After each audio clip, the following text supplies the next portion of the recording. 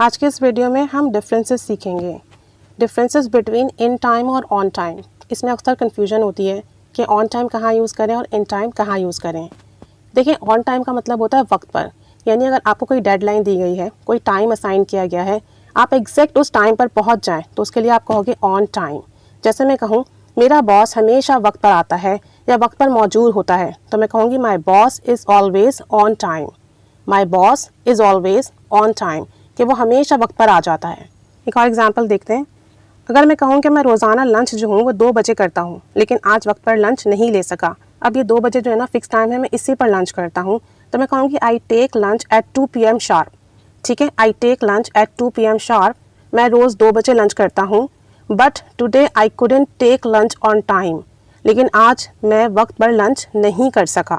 But today I couldn't take lunch on time, یعنی جو میرا ٹائم ہے نا لنچ کا 2 بجے کا, آج اس پر نہیں کیا, لیٹ کیا, تو میں آج آن ٹائم نہیں تھا لنچ کے لیے.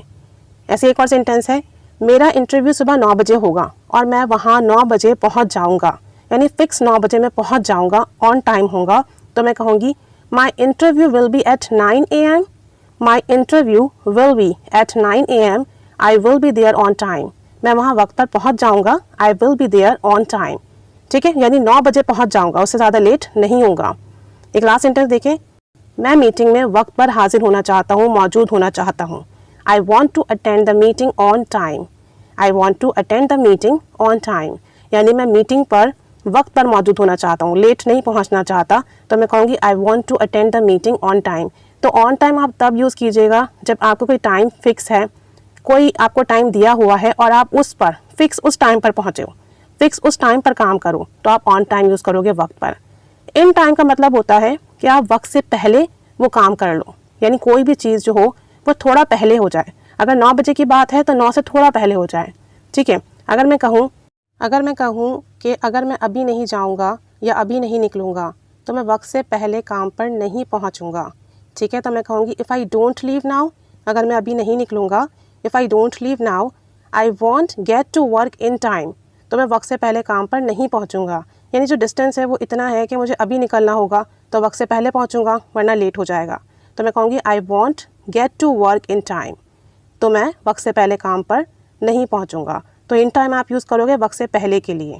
ٹھیک ہے, ایک اور سینٹینس دیکھتے ہیں. میں اپنے باس کے آنے سے پہلے وہاں پہنچنا چاہتا ہوں, پہلے پہنچنا چاہتا ہوں.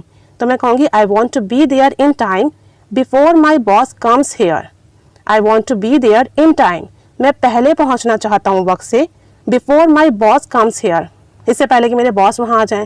باس کے آنے سے پہلے پہنچنا چاہتا ہوں, وقت سے پہلے پہنچنا چاہتا ہوں, تو ان ٹائم یوز ہوگا. ایک اور سینٹینس دیکھیں, تم چائے کے لیے وقت سے پہلے ہی آ گئے. You have got here in time for T.